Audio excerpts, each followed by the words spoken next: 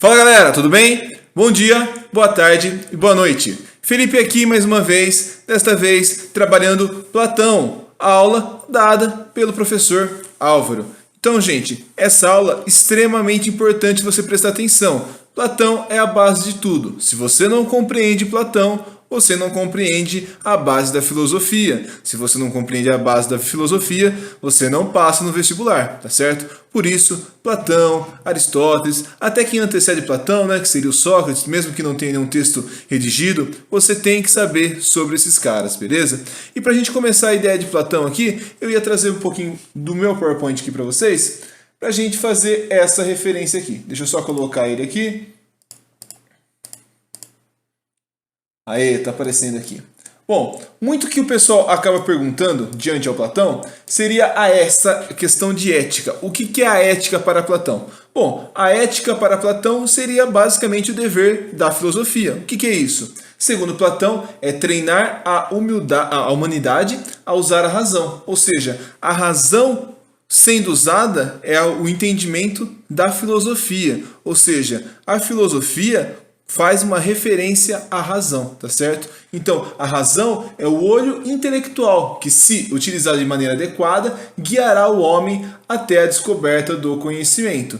Bom, então é o seguinte, para que serve essa filosofia? A filosofia, ela vai ser a razão para a compreensão do homem sobre as coisas. Nossa, mas filosofia para mim é tão confuso, eu não consigo entender. Como que os caras usavam isso aí? Bom, porque naquele momento histórico, a filosofia ela tinha essa gravidade, essa referência que nós acabamos tendo aí para compreender o homem. Hoje você acha a filosofia mais difícil porque os textos estão num momento histórico muito distante do seu. Por isso que você acha difícil. A partir do momento que você começa a compreender a leitura da filosofia, você vai concordar comigo que a filosofia, além de ser uma matéria muito boa, ela também pode ser compreendida como uma razão, assim como Platão acaba trabalhando. Beleza?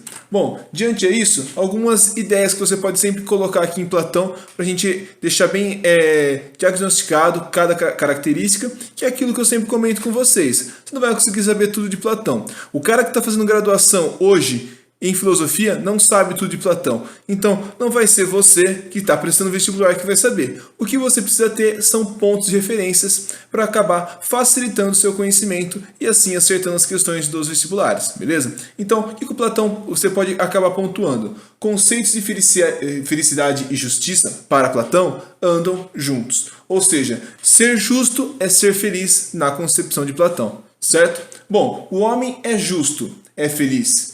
E o injusto é infeliz. Ou seja, para que o homem se torne feliz, para que o homem busque a felicidade, ele tem que ser justo. Se, caso ele seja injusto, ele vai acabar sendo infeliz. Essa é a concepção de Platão, tá certo?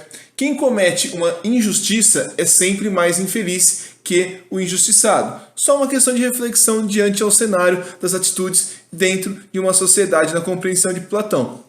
Claro, Platão não vai estudar diretamente a sociedade, mas ele já vai começar a questioná-la. Sempre relacione. A sociologia está anos à frente, mas o início de tudo vem com a filosofia, tá certo? Então não confundam as matérias. Por mais que em alguns momentos seja muito parecida, em alguns cenários você também vai ter uma distância muito grande, beleza? E ele coloca, a justiça agrada a Deus e a injustiça não. Porque, na visão de Platão, existia a questão da justiça como sendo uma base de igualdade, tá certo? A justiça, como coloco agora no slide, remete à igualdade. E a justiça por si só também pode ser compreendida como uma concepção de felicidade. Ser justo é buscar a felicidade, certo? É uma questão de ética diante a isso. Bom, só para a gente colocar uma questão aqui muito interessante diante ao dualismo do Platão, é sempre você pensar na seguinte questão. Para Platão existem dois mundos, o mundo sensível e o mundo das ideias. Então o mundo sensível ele vai tipificar como o mundo das sombras até mesmo, tá certo? Enquanto que o mundo das ideias ele vai colocar como o mundo das ideias somente, não vai ter nenhum outro prefixo diante a isso. E aí ele faz algumas relações aqui, ó.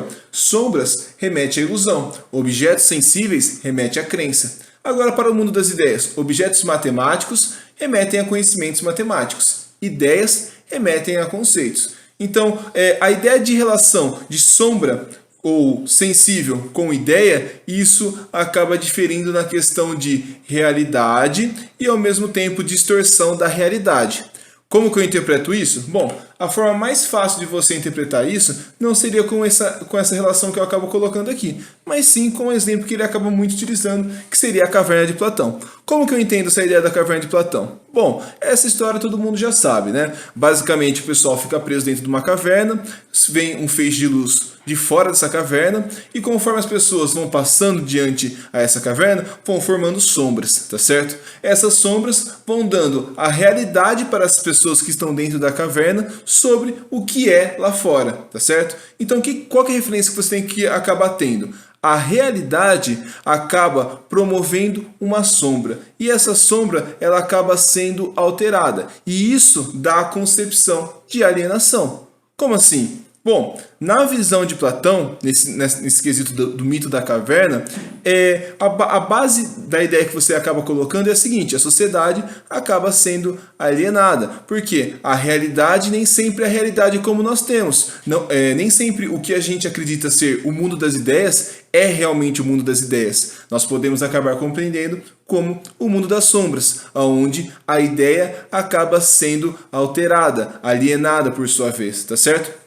A grande conclusão que você acaba tendo diante desse cenário do mito da caverna aqui seria a relação da seguinte maneira: se todo mundo vive em uma determinada realidade, supostamente, e se uma pessoa acabar compreendendo que essa realidade não é a real realidade, como que ela vai ser vista pelos demais? Vai ser concebida como um louco, tá certo? Uma pessoa que perdeu o seu juízo. Ninguém vai acabar acreditando, podem acabar até mesmo matando ele, tá certo? Essa é a relação que o Platão faz diante dessa caverna. Imagina essa galera ali que tá todo mundo preso ali dentro da caverna. Se um desses aí consegue fugir, olhar lá para fora e falar: cara, a vida lá fora não é nada dessas sombras que nós estamos vendo aqui. É algo totalmente diferente. O pessoal que está lá dentro, preso também, vai acreditar? Não. Vai desacreditar dele, vai tipificar ele como um louco.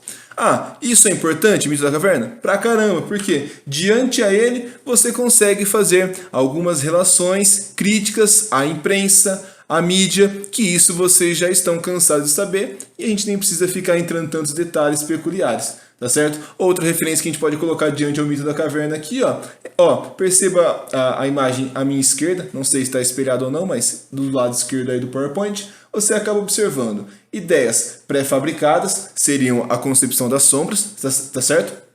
O senso comum seriam as pessoas presas dentro da caverna, beleza?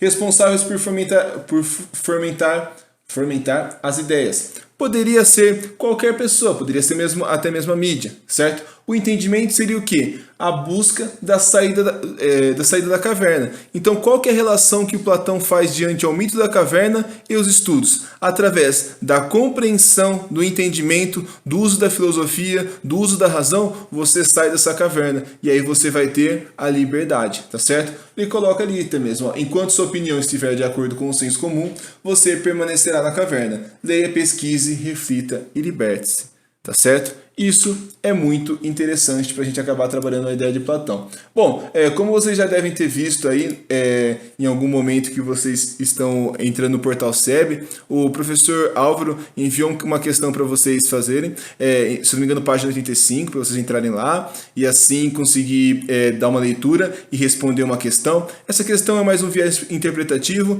acaba não se tornando válido eu simplesmente explicar esse exercício aqui, porque fica muito vago, porque ela pode ter diversas dimensões de serem respondidas. Portanto, por mais que não tenha um exercício diretamente aqui a ser colocado, essa parte de Platão é de suma importância, tá certo? Então, tentem resolver os exercícios e caso tenham alguma dúvida, saibam que podem contar comigo a qualquer momento, a qualquer instante, no meu Instagram, nas minhas redes sociais, sempre responderei a vocês, tá certo? Essa parte de Platão é muito, muito importante, trabalhe bastante essa teoria, fechou? É isso, gente. Muito obrigado pela atenção e nos vemos em qualquer hora, em qualquer momento, em um próximo vídeo. Falou!